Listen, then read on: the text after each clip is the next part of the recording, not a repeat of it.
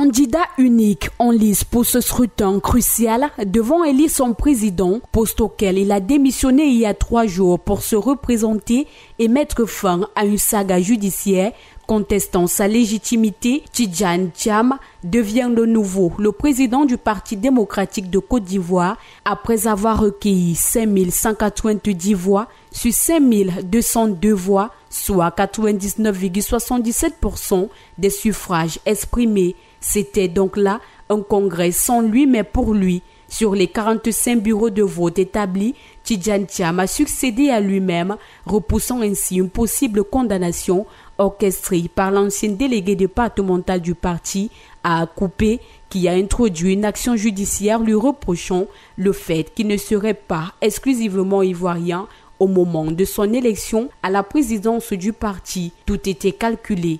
Je sais que le PDCI va rebondir, comme il a déjà commencé avec le président Tidjane Thiam, qui a rendu sa démission, et nous sommes amenés à organiser ce congrès extraordinaire électif éclaté qui respecte les dispositions de nos statuts.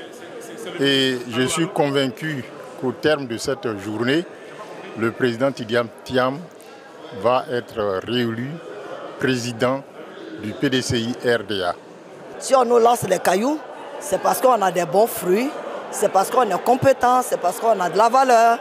Si on a autant de preuves, autant de turbulences, c'est bien parce que nous avons de la valeur. Donc, S'appuyant sur les dispositions de l'article 48 du Code de nationalité ivoirienne, la juge administrative a estimé qu'il avait perdu sa nationalité au moment de son inscription sur la liste électorale en 2022. Cette situation de double nationalité lui avait valu sa radiation de la liste électorale par la justice ivoirienne. À ce 9e congrès, ils étaient un peu moins de 10 000 membres statutaires du PDCI-RDA appelés aux urnes ce mercredi pour cette élection dépourvue de suspense. Une autre formalité pour Tidjane Thiam qui reste le choix de ses militants. Et donc, les épreuves que nous avons connues ces temps-ci, mais surtout notre capacité